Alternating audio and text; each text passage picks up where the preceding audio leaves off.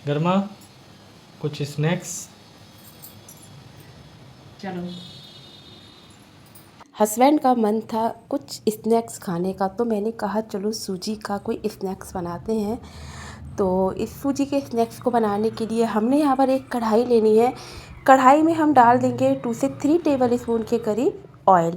तो यहाँ मैं ऑलिव ऑयल का यूज कर रही हूँ, आप चाहें तो सरसों का ऑयल भी यूज कर सकते हैं। जब ऑयल अच्छे से गर्म हो जाएगा तब हम इसमें डाल देंगे 1 चम्मच जीरा, 1 चम्मच चिली फ्लेक्स, थोड़ा सा फ्लेवर के लिए हींग, और इसमें हम डाल देंगे बारीक कटी हुई हरी धनिया की पत्ती। और अब हमें इनको लगभग 1 मिनट के लिए लो फ्लेम पर अच्छे से भून लेना है। ये सारी चीज़ें अच्छे से भून जाएंगी ना, तो इस नाश्ते का जो फ्लेवर है ना, टेस्ट है, काफ़ी ज़्यादा अच्छा आएगा। अब हम इसमें डाल देंगे 1 कप सूजी। तो यहाँ मैं 1 कप सूजी ले रही हूँ और इसको अच्छे से लो फ्लेम पर ही 2 से 3 मिनट के लिए भून लेना है। 2 से 3 मिनट के लिए आप इस सूजी को ज़रूर से भूनिएगा। थोड़ी सी जब सूजी हल्की सी भून जाएगी ना, तो इस सूजी के भूनने के बाद इसका जो टेस्ट है ना, वो काफ़ी ज़्यादा बढ़िया आएगा। और 2 से 3 मिनट हो गए हैं। अब हम इसमें डाल देंगे 2 कप भर के पानी। तो जिस कप से हमने सूजी ली है ना, उसी कप से हमें 2 कप पानी लेना है। मतलब 1 कप सूजी है तो 2 कप पानी है। अगर आप 1.5 कप सूजी लेते हैं तो आप इसमें 3 कप पानी डालिएगा, और 2 कप सूजी लेते हैं तो आप इसमें 4 कप पानी डालिएगा, मतलब डबल पानी पड़ेगा इसमें। और लो फ्लेम पर ही हम इसको अच्छे से मिक्स करते जाएंगे, और स्वाद अनुसार हम इसमें नमक भी डाल देंगे।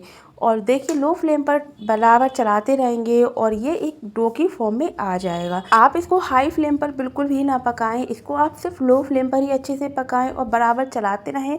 बीच में आपको बिल्कुल भी रोकना नहीं है। स्पैचुला हो तो आप स्पैचुला की मदद से और भी अच्छे से चला सकते हैं, या फिर आपके पास नॉन स्टिक पैन है ना, तो आप इसमें बना सकते हैं और भी ज़्यादा बढ़िया बनेगा। लेकिन फिर भी मैंने इसको स्टील की कढ़ाई में बनाया है, लेकिन ये फिर भी नीचे तले से लगा नहीं है। और आप देख सकते हैं ये इस तरीके से कुछ डो की फॉर्म में आ गया है, और इसका जो टेक्सचर है ना, बिल्कुल जो नॉर्मल आटा होता है उसी की तरह आया है। और अब हम इसको क्या करेंगे, एक प्लेट में ट्रांसफ़र कर लेंगे। तो यहाँ मैं एक प्लेट में सारा ही जो डो है ना सूजी का, इसको ट्रांसफ़र कर ले रही हूँ। हमें इसमें प्याज वगैरह कुछ भी ऐड नहीं करना है। ये बिना प्याज बिना लहसुन का नाश्ता है। आप इसको स्नैक्स या फिर ब्रेकफास्ट में भी बना सकते हैं, या फिर आप इसको बच्चों के लंच बॉक्स में भी रख सकते हैं। आप इसको रात में बना करके रख लीजिए और बच्चों को सुबह आप लंच में इसको बना करके दे सकते हैं। और अब हम क्या करेंगे, ये जब काफ़ी अच्छे से ठंडा हो जाएगा ना, तब हम इसका एक डो बना करके तैयार कर लेंगे। अच्छे से इसका सॉफ्ट डो इस तरीके से बना करके तैयार हो जाएगा। और अब हम क्या करेंगे ना, थोड़ा सा जो डो लेंगे हम हाथों पर, इसका एक पेड़ा बना लेंगे। और आप इसमें चाहें तो बीच में चीज़ भी स्टफ्ड कर सकते हैं, तो ये चीज़ी बॉल्स बन जाएगा। लेकिन मैं यहाँ पर इनको डोनट्स बनाने वाली हूँ, तो ये कुछ इस तरीके के सबसे पहले हमें बॉल्स बना लेनी है। आटे को दोनों हाथों की मदद से अच्छे से चिकना कर लेना है, और हल्के हाथों से प्रेस करके इस तरीके से बीच में होल कर देना है अपने फिंगर की मदद से। तो ये हमारा डोनट्स बन करके तैयार हो जाएगा। तो इसी तरीके से मैं आपको एक और बना करके दिखा देती हूँ। एक थोड़ा सा हमने डो लेना है, और साइज़ आप अपने अकॉर्डिंग छोटा बड़ा कर सकते हैं। आप इससे छोटा भी रख सकते हैं या फिर इससे थोड़ा बड़ा भी रख सकते हैं। वैसे ये जो साइज़ है ना स्नैक्स के लिए, ये बिल्कुल परफेक्ट रहेगा। तो आप कोशिश कीजिएगा इसी तरीके का साइज़ बनाइएगा। तो पेड़े को हमने अच्छे से चिकना कर लिया है, हल्के हाथों से दबाया है, और इस तरीके से बीच में इसका होल कर दिया है। तो यहाँ हमारा ये डोनट्स बन करके तैयार हो जाता है। तो इसी तरीके से मैंने यहाँ पर सारे ही डोनट्स बना करके तैयार कर लिए हैं, और इसकी मैंने एक रेसिपी पहले भी शेयर कर दी है, तो आप चाहें तो वो भी देख सकते हैं, मैं डिस्क्रिप्शन बॉक्स में डाल दूँगी। और सारे ही बना लिए हैं, और अब हम इनको ऑयल में अच्छे से फ्राई करेंगे। तो यहाँ मैं इनको सरसों के ऑयल में फ्राई कर रही हूँ। सरसों के ऑयल में बना करके ज़रूर ट्राई कीजिए। और इनको हमें हाई टू मीडियम फ्लेम पर अच्छे से सेक लेना है। ये काफ़ी ज़्यादा क्रिस्पी बन करके तैयार होते हैं। आप इनको हाई फ्लेम पर बिल्कुल भी ना सेकें, हाई टू मीडियम फ्लेम पर ही आपको इनको सेकना है।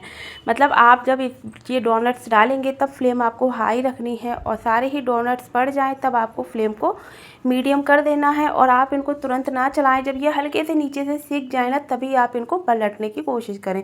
नहीं तो ये सारे फट जाएंगे और ऑयल भी ख़राब हो जाएगा और आपके डोनट्स भी ख़राब हो जाएंगे। तो इस तरीके से मैंने इनको हाई टू मीडियम फ्लेम पर अच्छे से सेक लिया है। इसी तरीके से मैंने दूसरा बैच भी डाला दिया था और दूसरा बैच भी मैंने इसी तरीके से सेक लिया है।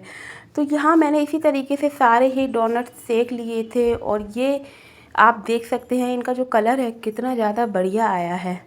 तो इसी तरीके से आप भी बना करके ट्राई कर सकते हैं। बहुत इजी तरीका है, ये सिर्फ 10 मिनट के अंदर बन करके तैयार हो जाते हैं। बस इनको जो देर लगती है वो सिर्फ डोनट्स की शेप देने में लगेगी आपको, बाद बाकी इस पे कुछ भी नहीं है, बहुत आसानी से बन करके तैयार हो जाते हैं। इसी तरीके से मैंने यहाँ पर सारे ही डोनट्स बना करके तैयार किए हैं। अब आप इनको चाहें तो घर की चटनी के साथ सर्व कर सकते हैं या फिर आप इनको सॉस और ग्रीन चिली के साथ भी सर्व कर सकते हैं। वैसे ये सॉस के साथ काफ़ी ज़्यादा बेस्ट लगते हैं। आप इनको सॉस के साथ सर्व करिए, बच्चों को भी सॉस के साथ सर्व करवाएंगे ना तो बहुत ज़्यादा शौक से ये बच्चे खाएंगे। और आपको इनकी आवाज़ से ही पता लग रहा होगा ये कितने ज़्यादा क्रिस्पी बन करके तैयार हुए हैं। ये हल्के से ठंडे हो गए थे तब भी इनमें ना क्रिस्पी बन करके तैयार रहा था। और इस तरीके से आप चाहें तो इनको सॉस के साथ सर्व करिए या ग्रीन सॉस के साथ सर्व करिए, सभी के साथ ये काफ़ी ज़्यादा बढ़िया लगेंगे। Thank you.